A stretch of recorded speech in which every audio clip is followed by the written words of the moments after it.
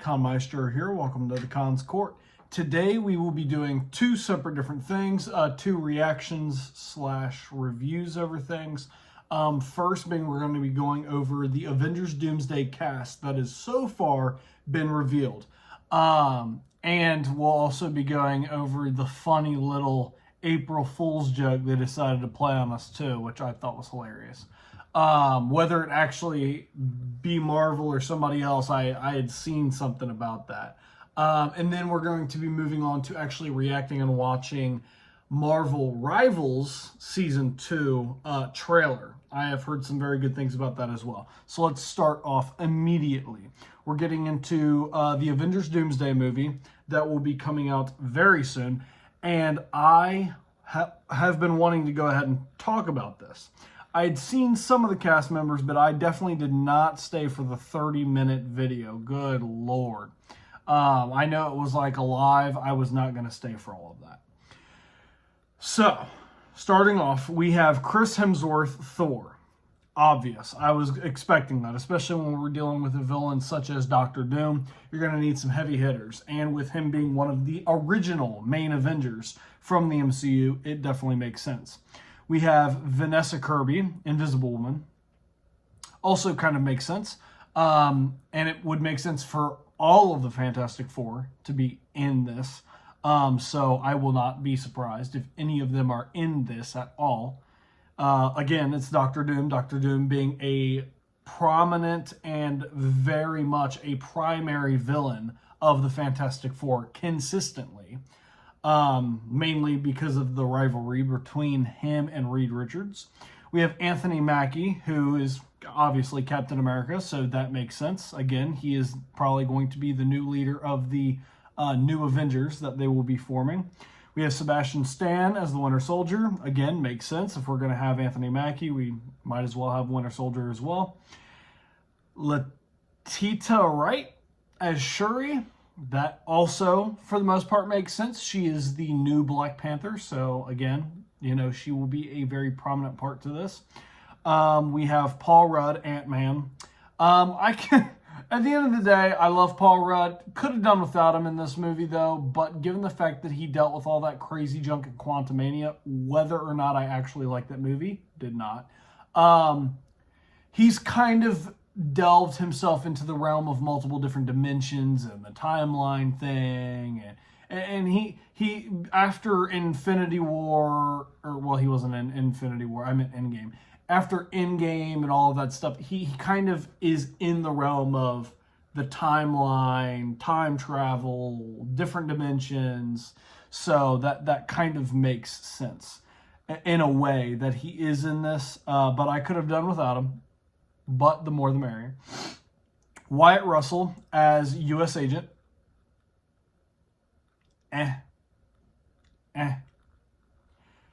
Some of these names are going to get hard. Tenoch Hirte Mecha? I have no clue. The guy who plays Namor. I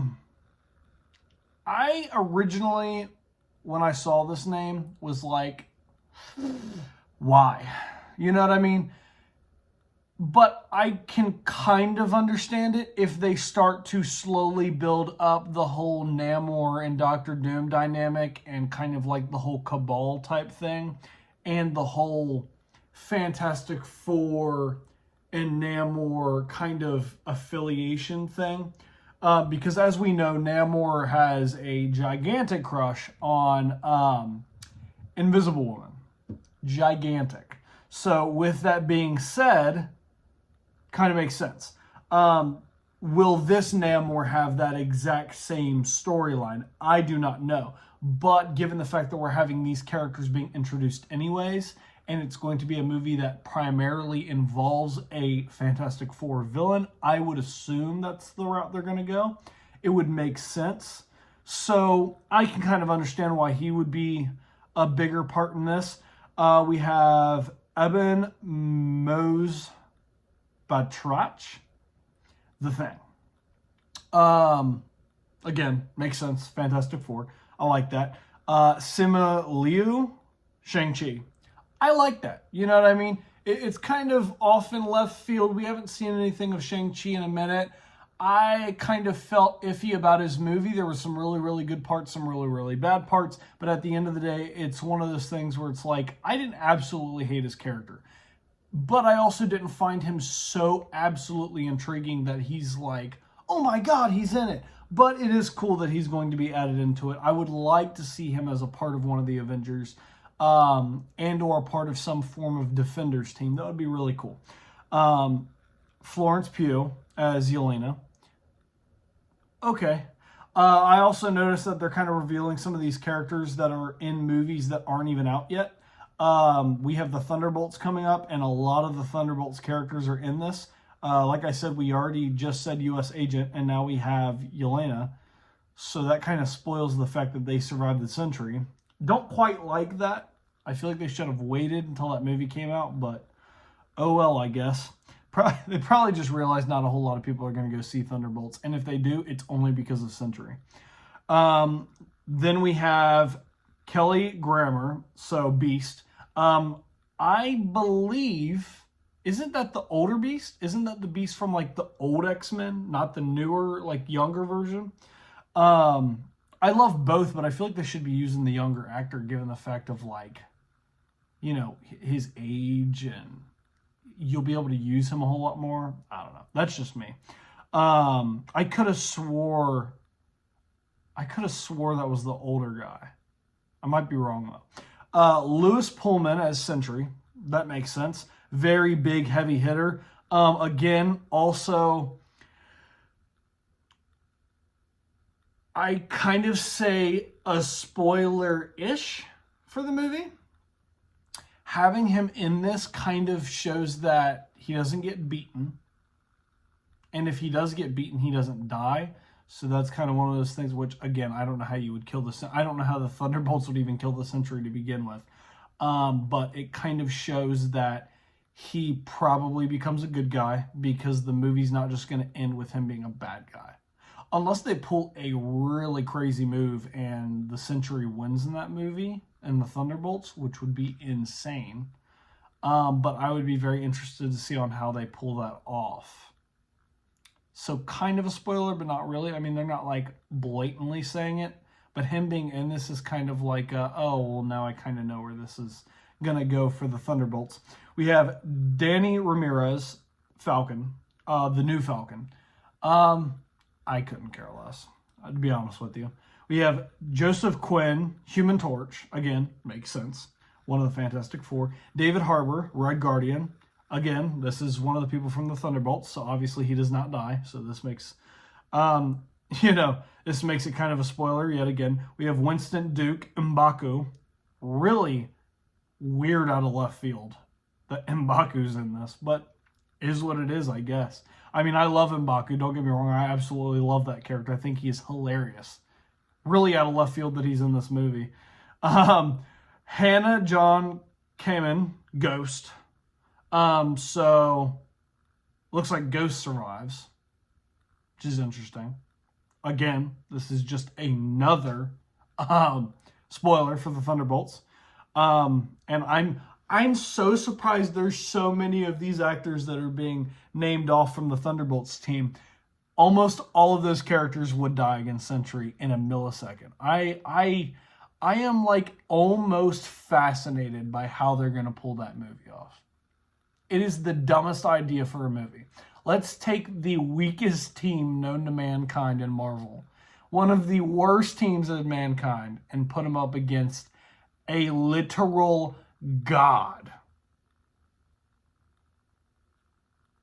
An absolute beast who has been on par with people like Thor and Hulk. Huh? Anyways, back at the ranch, we were at Ghost. Tom Hiddleston, Loki, which makes sense. If you have been watching if you watched the Loki TV show, you know, spoiler warning, he obviously becomes the god of stories Loki, which is basically he holds all the time. He holds the multiverse, all the timelines, all the different universes. He holds them in his hand of the branches of the big tree of life thing. kind of like the big tree of life that you've got in Asgardian mythology, but it's literally the multiverse branching out. It's a giant tree of the multiverse, and he's holding it and sitting on a throne. Badass, love that scene, but that makes sense. And from what I've heard from other sources, Tom Hiddleston's Loki in this movie will actually be the movie's MacGuffin. If you don't know what a MacGuffin is, it is kind of the it's kind of the main mission, the main thing that somebody or something's after. It's the focal point of the movie, kind of like how the Infinity Stones are the MacGuffin of like Infinity War and Endgame and kind of Thanos' whole mission. That would be considered a MacGuffin. Or, you know, kind of like the ring in Lord of the Rings, kind of like the power of the ring. That kind of stuff is what a MacGuffin would be. So that is very interesting that he will be one of the, and it makes sense. If he's at the center of the multiverse, he's kind of keeping it all together. He has control of the multiverse and how it's going, and he's keeping it from absolute destruction and mayhem and collisions and all that stuff. Kind of makes sense that he would be the main focal point. So, moving on to Patrick Stewart, Professor X. Really, really cool that we're getting him back. Let the man rest, please, for the love of God. I thought his final showing would have been in Multiverse of Madness. And I really liked that he was in that movie, and I think he had, although a very brutal, but a very cool death to kind of get his character out of the way and out of the MCU. And I don't know.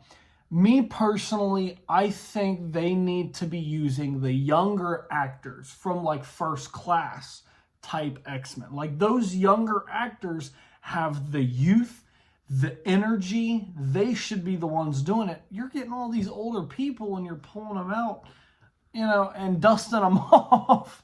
And what are we doing? What are we doing?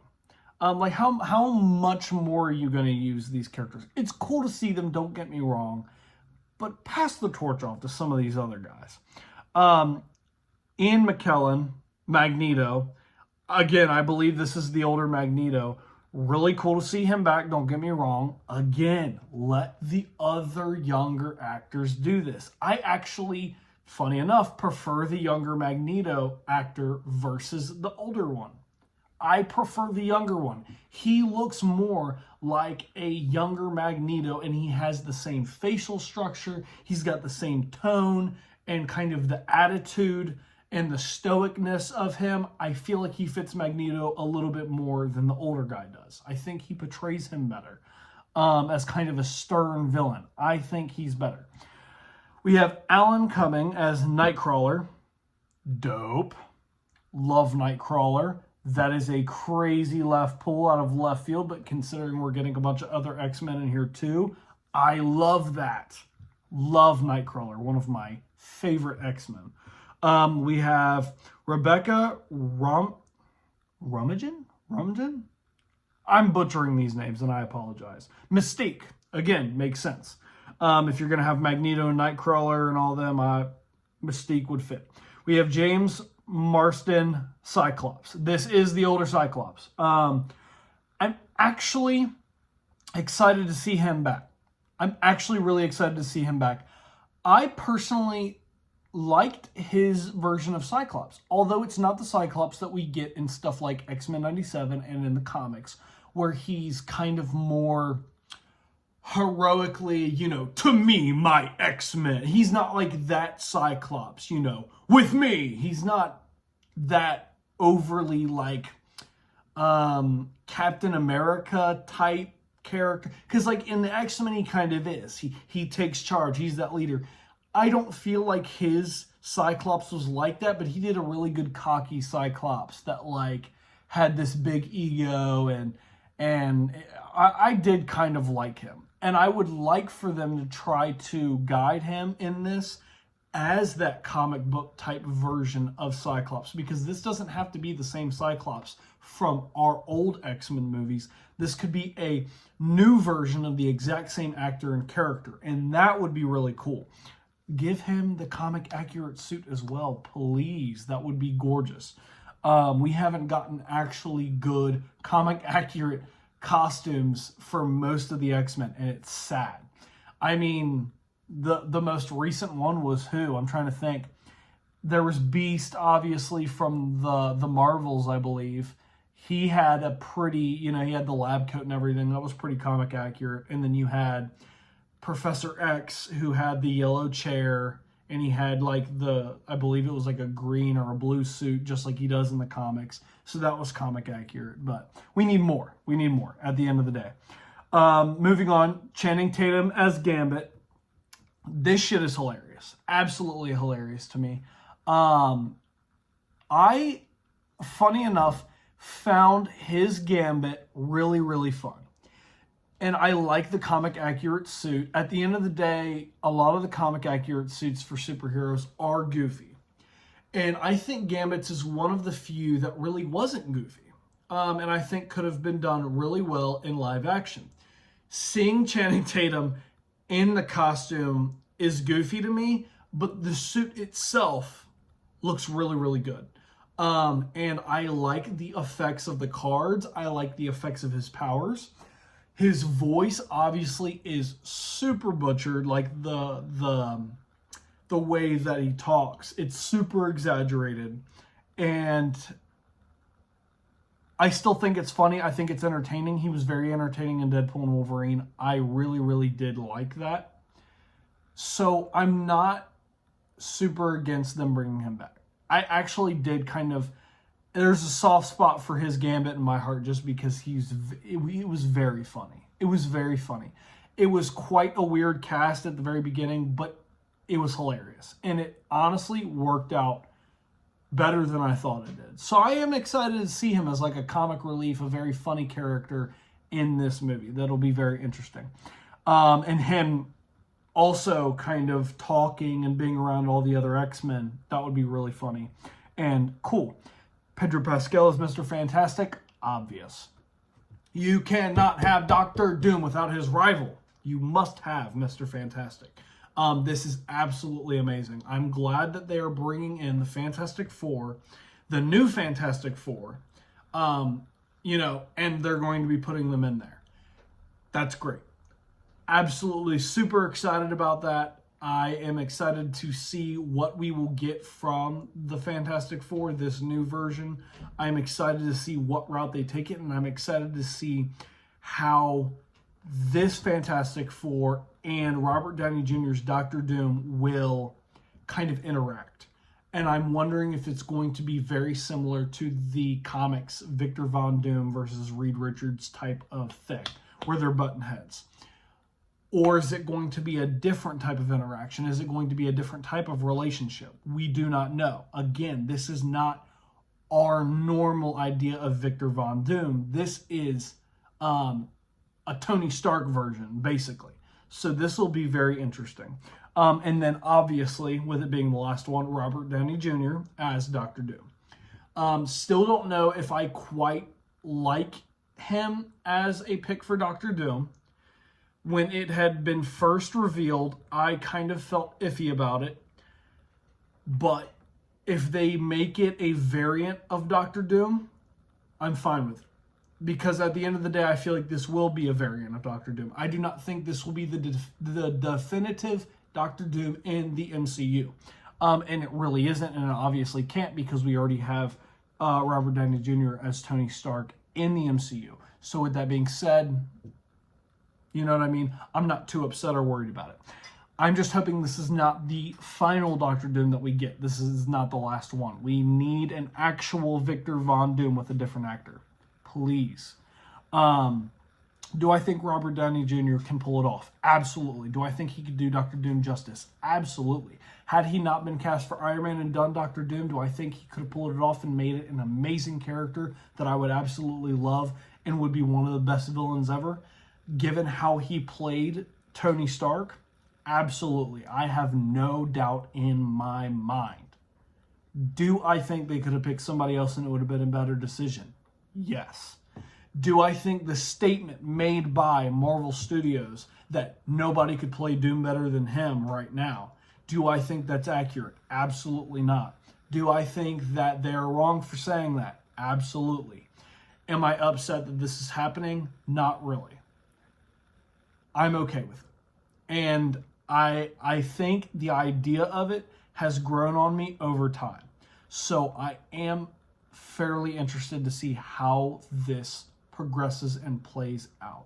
And at the end of the day, that is the entire roster of actors that we have gotten so far. Obviously, there's probably going to be far more, but at the end of the day, that is all that we have gotten. Now, on to the funnier part of this. For April Fools, I don't know if it was from the actual Marvel account on YouTube or what it was, but there was a video that said, "There's more." And I had watched a little bit of it, and it started going through actors like Hugh Jackman, and I'm like, oh shit, you know, Ryan Reynolds, oh shit, you know, this person, oh damn, really? Are we kidding ourselves? Right after you just released all, kept going, then we started getting stupid with it. Then it was like some characters like Darth Vader, or like it was some wild jump. It was a bunch of goofy stuff. It started getting goofier and goofier, and I was like, man, are you kidding me? Are you kidding me? And I was like, they got me. It was funny, a very funny April Fool's joke. It is kind of sad that some of those actors that were mentioned in that were not actually going to be in Avengers Doomsday. I'm kind of sad about that. Like Hugh Jackman, for example, did an amazing Wolverine. I would love for him to come back. I would love for Ryan Reynolds to be in there. I would love for people like Tobey Maguire, Andrew Garfield, Tom Holland, Benedict Cumberbatch, just going down the list. All of those characters need to be in the movie. It would be absolutely amazing. We love those characters. Those characters are held very high in our hearts, hold very high standard-wise when it comes to characters that we love in the movies by fans. It would be an absolute shame not to have them in there. But at the end of the day, we have a very big cast, as it already is. And I highly doubt, with everything in me, that is the final cast. So with that being said, I am, and also I highly doubt they're going to tell us absolutely everybody. We are obviously going to be getting cameos and other stuff from characters that we did not expect to be in the movie, as it always is in Marvel movies. There's always somebody we're not expecting, always somebody that we're like, oh damn, they're in here. So again, I'm not overly worried about it. Actually kind of looking forward to it. So with that being said, guys, we are going to be moving on to the next Marvel matter. We are getting into Marvel Rivals. Marvel Rivals Season 2 Hellfire Gala official reveal trailer. And already looking at the thumbnail, holy shit, we have Ultron. Oh my god. This has me super stoked and excited. I can't wait to see what the heck is happening. I know what the Hellfire Gala is. I'm assuming it's going to be a bunch of skins, possibly a map. And then we also have Ultron. So I'm expecting at least Ultron being a new character. So we're at least getting one new character, possibly a map, I would assume. Probably the gala. And then I'm expecting some suits, because there already was, I believe, some Hellfire Gala suits already in the game. Am I wrong? I could have swore there already was. So they'll probably be adding more. So let's go ahead and get right into this. To all our new guests from across the timelines, I welcome you to the Hellfire Gala. Oh, wow. There she is. That's a new character. Welcome one and all to Krakoa. Yep. This living Bunch island of new costumes. may be a sovereign mutant nation, but tonight, Krakoa is yours. Yeah, baby. Honored Told you. guests, New map. I propose a toast to Krakoa. Here there are no rivals. Man and mutant will be exterminated. You all belong to history. To me, my X-Men! This is a fight for our survival! This is cool. Then try to stay alive. Yeah. Just long Ultron's getting cooked by Magneto alone, if we're being real. as the age of Ultron begins. The Age of Ultron begins. Is it bad that I absolutely cannot really hear Ultron's voice unless it is the guy who played in The Blacklist?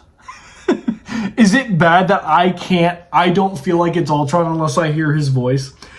I know that, like, obviously there's multiple other iterations. I love a lot of the cartoon versions of Ultron's voice, especially from the one cartoon movie. It's the Future Avengers one. It's where all the Avengers have kids. And what is that movie? It's Avengers of Tomorrow, or like the New Avengers or something like that. But it's got all of the kids, like the kid of Black Widow and Captain America.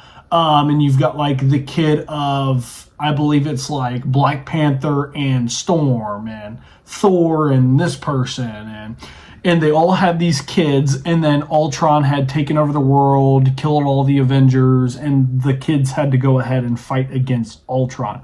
The voice of Ultron in that is villainous. That is probably one of the best other versions of Ultron's voice that I've ever heard in my life. Illogical. That is probably one of the best voices for Ultron I've ever heard. It is amazing. It instilled fear in me as a kid, and then hearing him just talk, you knew that dude was cold. The way he talked, the way he analyzed the Avengers. Hope is a futile whatever made by humans in defeat. Some of the lines he had were really, really cool.